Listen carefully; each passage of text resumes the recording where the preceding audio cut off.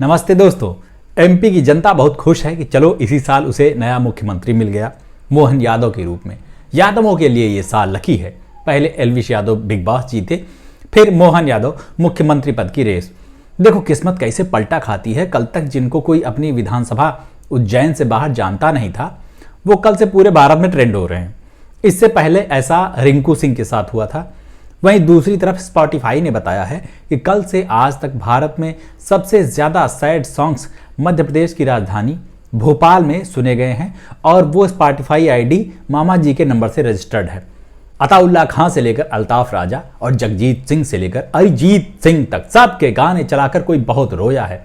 मैंने सोचा कहीं ये मामा जी की बात तो नहीं हो रही है, कहीं उन्होंने कह तो नहीं दिया कि मूंगफली में दाना नहीं, हम तुम्हारे मामा नहीं।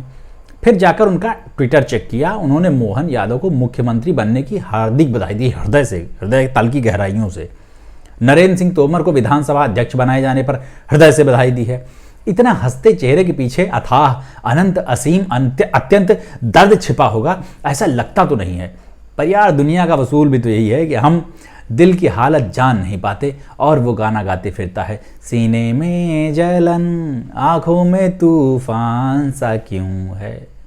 मेरी बुरी आवाज पर मत जाइए। जलन और तूफान की बात चली है तो सबसे ज्यादा तूफान सूत्रों के ऊपर आया हुआ था। 3 तारीख से जब से रिजल्ट घोषित हुए सब के सब नास्त्रेदमस बने हुए थे।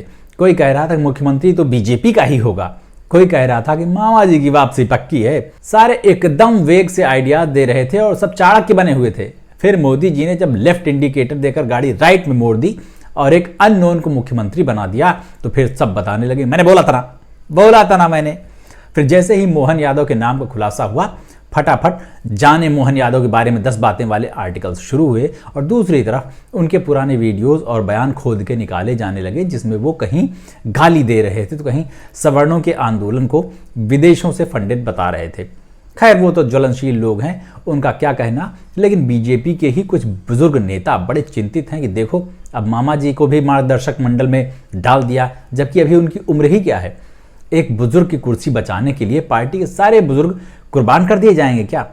बुजुर्गों की बात भी जाने दो, एक युवा बाबा की सत्ता पर सवाल उठने लगे हैं। लोग कह रहे हैं कि इन्होंने शिवराज मामा के नाम के पर्ची निकाली थी कि एमपी के सीएम आप बनेंगे और कमलनाथ के नाम की भी पर्ची निकाल दी थी। दोनों पर्चियों की बत्ती बना ली गई और मोहन यादव सीएम बना दिए गए। अब ये पर्ची वाला घोटाला बंद ना हो जाए इसकी भी अफवाहें सुनने को मिल रही हैं। युवा की बात चली है तो सबसे ज्यादा बुरा अगर कोई फील कर रहा है तो वो ज्योतिरादित्य सिंधिया हैं। इतनी बुरी तरह तो आदमी बाथरूम में घिस चुके साबुन को भी साइडलाइन नहीं करता जैसे सिंधिया जी किए गए हैं। उनके मुख्यमंत्री बनने के सारे चांसेस खत्म। उनके बारे में कुछ और ना ही कहा जाए तो बेहतर है। मुझे तो लगता है कि उनको प्लेन में सफर करने वालों की हाय लग गई है।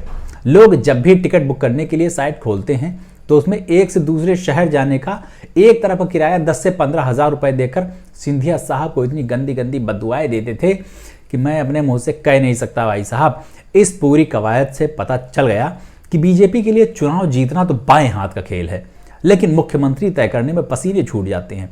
राजस्थान का नंबर अभी तक नहीं लगा है।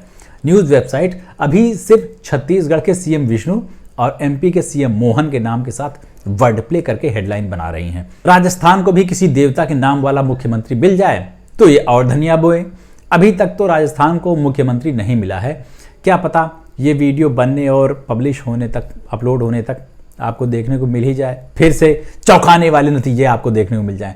क्या कहना है आपको इस पूरे रिव्यू के बारे में, मेरे इस वीडियो के बारे में, वो सब कमेंट करके बताइएगा। और मेरे यूट्यूब चैनल को सब्सक्राइब कर लीजिए, फेसबुक पर, एक्स पर, इंस्टा पर, सब जगह फॉलो कर लीजिए। अभी चलते हैं, लौट के मिलते हैं। नमस्ते।